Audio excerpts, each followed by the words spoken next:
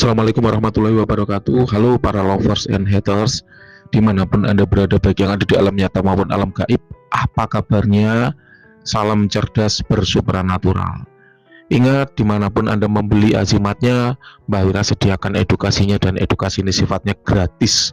Oleh karena itu, tetap dukung channel Mbak Wira dengan klik tombol subscribe, like, dan komen, karena semua itu membuat Mbak Wira semangat dan berbahagia untuk terus berbagi dan mengedukasi. Oke, sedulur semua, pagi ini tanggal 23 Desember 2022 jam 5 pagi kita ada klien nomor 1313 terawangan badan yang masuk pada saat promo diskon 50% 12 Desember 2022 ya, dan baru bisa Mbak Wira layani tanggal 23 Desember 2022, antrian 11 hari ya. Wah, itu antrian yang memang lama sih. Terima kasih loh ya telah mau dengan sabar menunggu antrian.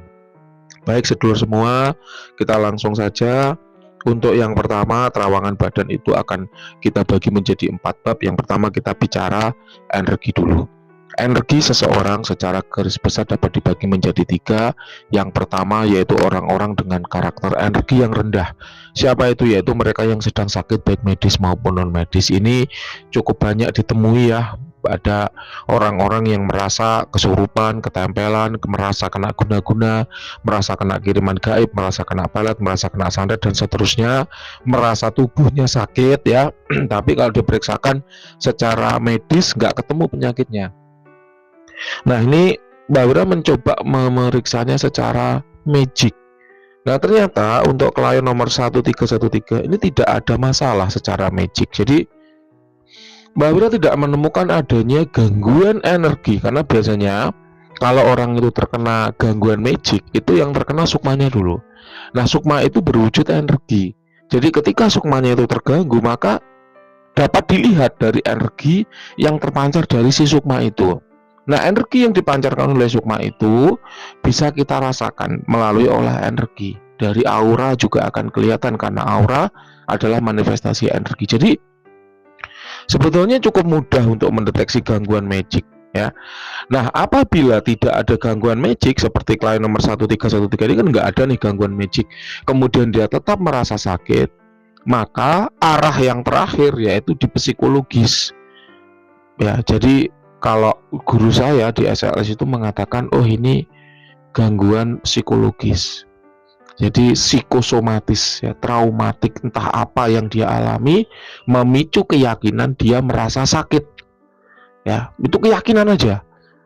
Nah, sehingga rasa sakit itu ketika dicek ke medis ya nggak ditemukan penyakit apa-apa, karena itu masalah keyakinan. Kemudian dicek secara medik juga nggak ada serangan santet apapun, karena itu masalah keyakinan. Dia yakin dirinya sakit. Nah, keyakinan yang sakit inilah yang kemudian ya direspon oleh tubuh dengan memunculkan rasa sakit yang sesungguhnya. Lalu obatnya gimana? Obatnya ya diobati keyakinannya. Biasanya dengan sugesti-sugesti positif ya. Kalau di guru saya itu dia dikasih air kelapa kayak gitu, diobati air kelapa yang sudah didoakan, dibilang disugesti positif bahwa ini nanti penyakitnya akan keluar lewat muntah dan sebagainya gitu. Ya, padahal yang dibilang ya air kelapa aja, ya sama air kelapa di pinggir jalan itu, kayak gitu. Dan guru saya berpesan bahwa siapapun murid saya yang menangani pengobatan, maka tolong jangan menarik biaya. Kenapa? Karena kasihan.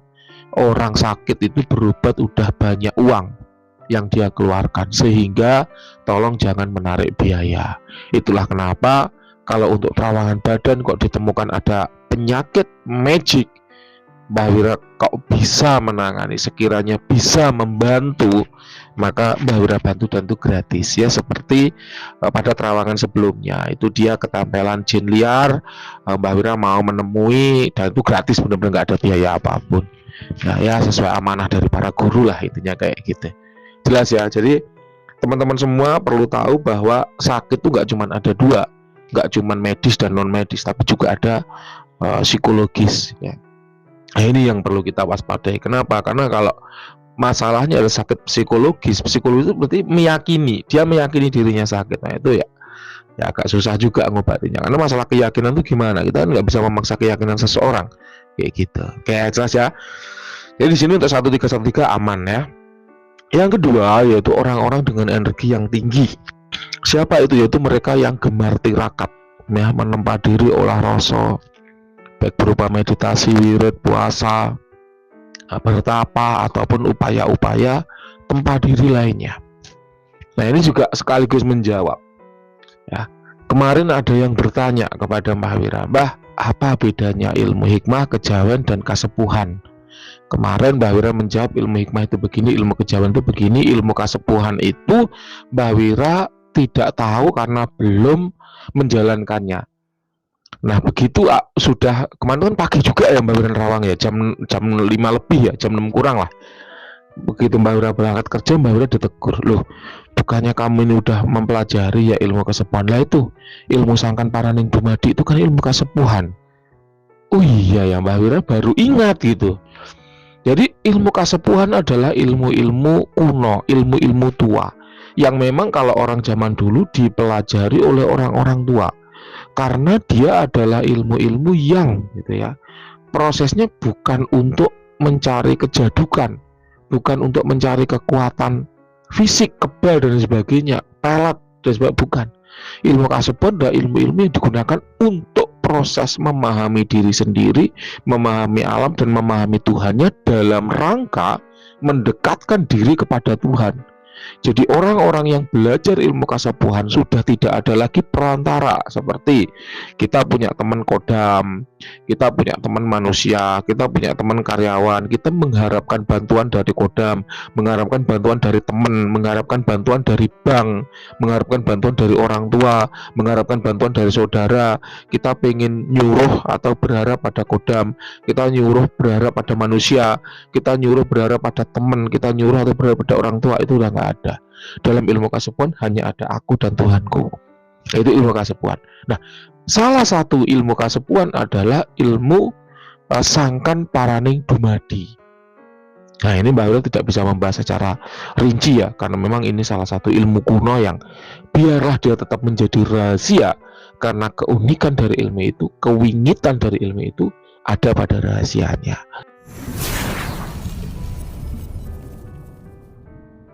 Nah, ini Mbak Wira belajar pada saat bulan Agustus kemarin, dan sungguh ya, ini Mbak Wira bersaksi nih, sungguh belajar ilmu kasepuhan itu ujiannya berat sekali ya. Seumur hidup Mbak Wira menangis karena kena masalah itu baru kemarin setelah belajar ilmu kasepuhan ya. Jadi Mbak Wira itu sholat gitu ya sambil nangis karena ya Allah beratnya masalah ini kayak gitu. Itu setelah belajar ilmu kasepuhan. Dan jadi ilmu kasepuhan itu ada beberapa tahap ya. Pemula, kemudian praktisi supranatural, habis itu gurunya praktisi supranatural ya.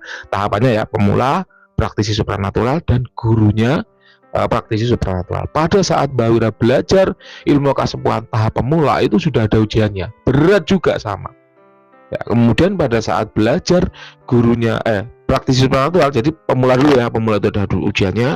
Pada saat belajar praktisi supranatural itu ujiannya apa? Mbak Wira mau diancam apa? Mau diancam santet, mau dibunuh sama orang, itu ujiannya.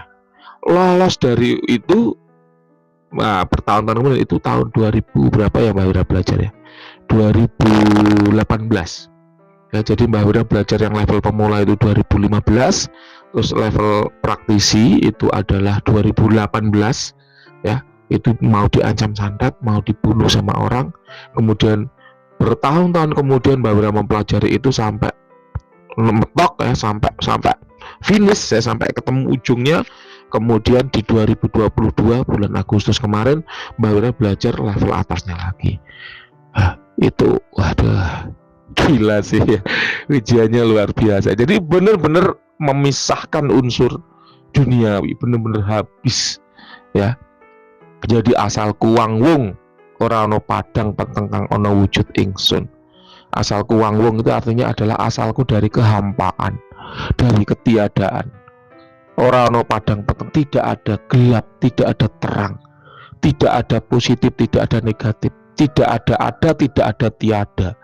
Tidak ada cahaya, tidak ada kegelapan, tidak ada benar dan tidak ada. Yang ada hanyalah diriku dan Tuhanku. Itu luar biasa, benar-benar luar biasa beratnya. Kenapa? Karena ujiannya adalah membuat tiada semua yang ada. Wah, itu ilmu kasepuhan ya. Kita tidak bisa berbicara banyak ya, karena memang itulah prosesnya, itulah jalannya.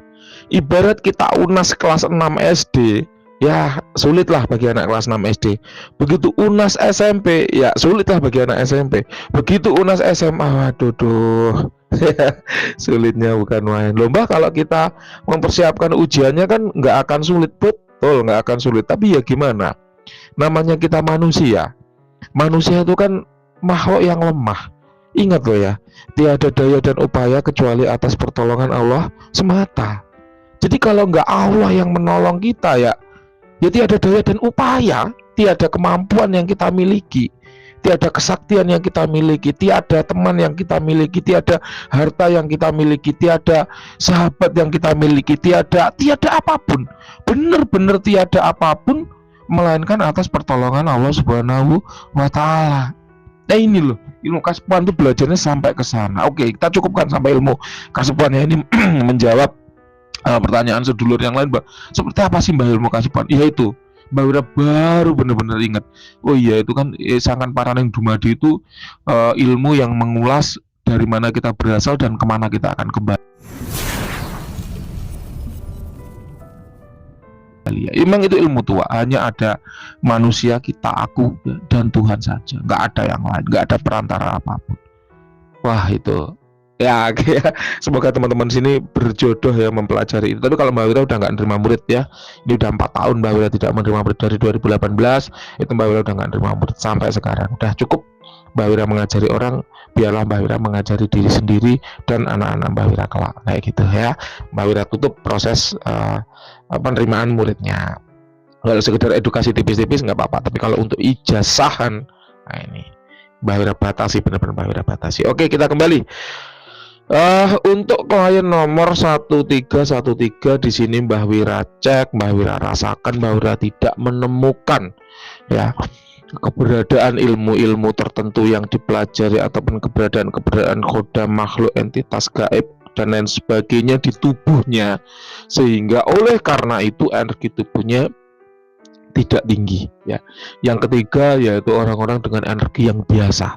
Siapa itu? Yaitu ya manusia normal pada umumnya. Kalau kita skalakan dari 1 sampai 100, yang rendah itu di bawah 60, yang tinggi itu di atas 80, maka untuk klien kita nomor berapa ini? Nomor 1313 ini kira-kira ada di level 74. Itu bagus sih kalau untuk orang-orang normal ya. Kenapa? Karena memang Anda memiliki aura yang merah, bukan karena Anda memakai baju merah ya, bukan. Anda memiliki aura yang merah, Anda memiliki semangat yang tinggi ya, Anda memiliki prinsip yang kuat dan itu luar biasa. Tapi normal, sebagai anak muda itu normal ya. Mbak Wira bilang sebagai anak muda itu normal. Kita lanjut yang kedua yaitu aura. Aura adalah manifestasi dari energi. Jadi salah satu cara kita ingin melihat energi itu melalui auranya, melalui warnanya, melalui vibrasi dari energi itu. Nah, untuk klien kita nomor 1313 ini aura dengan merah. Kenapa? Karena dia masih muda, jiwa mudanya itu kental banget. Itu yang pertama. Yang kedua, karena beliau adalah berbakat ya, jadi memiliki bakat khusus dalam ilmu-ilmu yang sifatnya kejadukan. Apa itu ilmu kejadukan? Ilmu-ilmu yang sifatnya kekuatan fisik, stamina, kekuatan pukulan, kekuatan gertakan, kekuatan hantaman, kekuatan apalagi tubuh kebal, kayak gitu itu berbakat. Jadi kalau ada orang yang misalnya dia sama temennya bersama belajar ilmu kejadukan gitu, ya dia lebih cepat bisa kayak gitu. Insya Allah kayak kita. Kenapa? Karena ada bakat. Yang Mbak Wira lihat ada bakat, yang mana bakat dan kondisi mentalitas dari klien nomor 1313 inilah yang membuat auranya dominan merah. Ciri-ciri orang yang auranya merah adalah dia cekatan ya, apa-apa itu cek sat buat gitu kan. Kemudian semangatnya tinggi, semangat juangnya tinggi, kemudian prinsipnya kuat ya, tidak mudah menyerah, pantang menyerah dan tidak mudah putus asa. Kemudian kalau sudah punya keinginan akan dikejar sampai dapat. Nah itu, kemudian dia bisa menggunakan segala cara untuk mencapai apa yang dia cita-citakan. Nah ini menarik ya, jiwanya memang jiwa muda banget. Tapi nggak apa-apa, itu positif aja. Tergantung bagaimana kita mengarahkannya gitu kan ya. Bagaimana kita memaksimalkan potensi diri kita dan bagaimana kita seminimal gitu kan, meminimalis gitu ya, meminimalkan dampak negatif yang muncul dari karakter-karakter yang kurang baik kayak gitu. Oke ya. Yang ketiga, kita bicara cakra yang aktif. Untuk klien nomor 1313 di sini Mbak Wira lihat cakra yang aktif adalah solar plexus ya, 3 jari di bawah pusar. Itu adalah pusatnya energi tubuh. Dampaknya ketika itu aktif adalah Anda menjadi orang yang tidak mudah capek, energinya besar. Bisa mengintimidasi orang, bisa mempengaruhi orang. Jadi orang itu segan dengan Anda dalam keadaan biasa. Apalagi kalau Anda dalam keadaan marah, mengerikan kayak gitu. Kemudian yang aktif lagi adalah cakra seks ya. Di situ adalah cakra sama kaitannya dengan energi. Jadi ketika kita bekerja itu kita tidak mudah lelah. Semangat juangnya tinggi, keinginan untuk mencapai apa yang diceritakan itu tinggi. Cuman dampak negatifnya biasanya memiliki nafsu seksual yang besar. Tapi nggak apa-apa ya, asalkan kita punya pasangan nggak masalah. Gitu. Yang terakhir, yaitu ada tidaknya negatif di badan. Mbak Wira tidak menemukan ada yang negatif di badan Anda, baik energi negatif maupun jin negatif aman. Karena aura merah itu adalah aura proteksi yang kuat. Ya, jadi dia memproteksi, melapisi diri Anda, melindungi diri Anda dari gangguan-gangguan jin negatif dan negatif. Karena dia membuat jarak yang cukup tebal gitu loh antara kulit dengan pelindung terluarnya, sehingga kalau ada serangan-serangan jin negatif, energi negatif itu terpantul, tertangkis kayak gitu. Yang terakhir yaitu kita bicara khodam badan. Untuk khodam badan kita punya 2 aturan ya. Yang pertama yaitu hanya dibaca khodam badan saja ya. Jadi khodam yang non di badan tidak dibaca, misalnya di asima, di pusaka, di mustika itu tidak dibaca. Yang kedua aturannya yaitu tolong jangan benturkan Mbak Wira dengan pendapat praktisi lain. Contoh, Mbak katanya praktisi lain di badan saya ini ada macannya kok, kata Mbak Wira nggak ada. Nah itu ya tolong tanyakan ke praktisi yang ngomong tadi ya. Mbak Wira melakukan terawangan insya Allah sudah pas sesuai dengan porsinya ya. Apabila ada praktisi luar, karena memang banyak ya praktisi-praktisi yang merasa perlu menyenangkan pendengarnya, seperti dia bilang ada kodamnya macan gitu kan, karena macan itu kan yang paling disukai gitu kan. Kemudian ada kodamnya leluhur, kalau nggak gitu Anda masih keturunan Majapahit kesekian ya. Ada, kita sebagai pendengar ya, Anda sebagai pendengar inilah tentu nggak asing lah ya mendapati praktisi-praktisi terawangan yang mengkaitkan Anda dengan keturunan raja mana, padahal dalam sebuah negara itu tidak hanya ada raja loh ya, ada raja, ada patih, ada dayang-dayang, ada prajurit, ada komandan prajurit ya, komandan tempur, ada rakyat jelata, ada pedagang sebagainya. Tidak semua orang itu keturunan raja. Ada juga yang keturunan patih, ada juga keturunan dayang-dayang, ada juga keturunan pedagang, petani sebagainya. Itu kalau di Bali itu kan jelas itu keturunan siapa. Nah ironisnya praktisi supernatural yang entah bagaimana ceritanya ini kemudian mengaitkan semua kliennya itu dengan keturunan raja gitu loh. Padahal dalam sebuah negara itu nggak cuma raja itu cuma satu, dibandingkan dengan patih atau apa komandan tempurnya, banyak komandan tempurnya. Kenapa kok hanya keturunan raja yang dimunculkan gitu ya? Itu pertanyaan kritis saja sih, bahwa tidak semua orang itu keturunan raja, dan nggak masalah, nggak keturunan raja juga nggak apa-apa. Seperti kalau di Indonesia anaknya Pak Soeharto, apa kalau nggak anaknya Pak Soeharto nggak bisa sukses? Enggak. Anda lihat Cina-Cina yang tajir-tajir itu, penguasa ekonomi Indonesia kayak Haritanu, nggak ada keturunan raja itu. Ya nyatanya juga ya sukses gitu loh. Jadi untuk sukses nggak perlu jadi keturunan raja. Itu ilusi semata, membuat Anda senang, kemudian berbangga diri dengan itu, berpuas diri dengan itu, zona nyamannya berhenti di situ, akhirnya malah nggak berkembang. Itu kalau Mbak Wira lihat. Mbak Wira juga pernah kok ketemu, kamu itu keturunan raja kesekian raja ini raja itu. Enggak, Mbak Wira keturunan rakyat jelata. Ya, dulu nenek moyang Mbak Wira itu pengungsian dari Majapahit. Ya, jadi yang mbah satunya itu pengungsian dari kerajaan Solo. Jadi bukan raja, bukan. Ya biasa saja, nyatanya sukses bisa kok. Kayak gitu lah ya. Jadi tetap semangat aja. Ya, jangan dipusingkan dengan keturunan raja ataupun omongan praktisi lain yang memang niatnya untuk menyenangkan kliennya kayak gitu. Oke, kita kembali. Untuk kodam badan itu setidaknya ada 4 macam. Yang pertama yaitu kodam leluhur. Siapa itu? Yaitu kodam yang dulunya mengikuti leluhur Anda, kemudian setelah leluhur tersebut meninggal, dia mengikuti anak cucunya yang memiliki energi dan aura yang mirip dengan si leluhur tadi. Ini untuk klien nomor 1313, kodam leluhurnya nggak ada, nggak apa-apa, ya nggak masalah. Kemudian yang kedua yaitu kodam pengisian, yaitu kodam yang sengaja diisikan ke dalam badan untuk tujuan tertentu. Ya, ini juga nggak ada. Yang ketiga yaitu kodam ilmuwan, yaitu kodam yang mendampingi seseorang yang mengamalkan keilmuan tertentu. Tadi udah Mbak Wira spill di depan, Mbak Wira nggak menemukan keilmuan apapun pada diri Anda. Ya nggak masalah, kodam keilmuannya nggak ada, nggak apa-apa. Yang terakhir yaitu kodam yang suka atau cinta, ya itu juga nggak ada, nggak masalah ya. Jadi nggak punya kodam leluhur itu tidak membuat kita menjadi lemah, biasa aja. Kita masih bisa memahar kodam dari seorang praktisi yang memang bagus ya. Kalau memang kita butuh didampingi kodam, kita bisa memahar hasil ritual yang cocok dengan kita. Ibarat baju kita beli sendiri, nggak dapat warisan dari leluhur nggak masalah, kita beli sendiri, lebih cocok, lebih pas untuk ukuran tubuh kita kayak gitu. Oke, sedulur semua, itu tadi untuk terawangan klien nomor 1313. Di sini Mbak Wira mau menjawab pertanyaan dari Risma Dewi Agustina. Assalamualaikum. Waalaikumsalam. Mbak, maaf mau tanya, kalau sering bermimpi melihat diri sendiri dalam mimpi, apakah artinya mempunyai kodam? Jawabannya tidak ya. Kalau kita sering melihat diri sendiri pada saat mimpi, itu artinya sukma kita sedang keluar. Jadi Anda sedang mengalami astral projection, itu jawabannya. Jadi bukan karena Anda punya kodam, bukan, tapi Anda sedang mengalami astral projection. Dan dalam wujud astral Anda sedang melihat wujud Anda yang sedang tidur, tubuh fisik Anda itu sedang Anda lihat. Jadi yang Anda rasakan, yang Anda alami itu adalah wujud astral Anda yang sedang melihat tubuh fisik Anda yang sedang tidur ya. Jadi bukan tanda memiliki kodam. Mbak, kalau saya pengen tahu apakah saya memiliki kodam apa enggak, caranya gimana? Diterawangkan ke Mbak Wira. Nanti akan Mbak Wira cek apakah Anda memiliki kodam atau tidak gitu. Oke, sedulur semua, itu tadi yang bisa Mbak Wira sampaikan. Terima kasih telah menyimak. Ada kurang lebihnya mohon maaf. Untuk klien 1313 Mbak Wira tunggu tanggapannya. Terima kasih, selamat pagi, sukses selalu.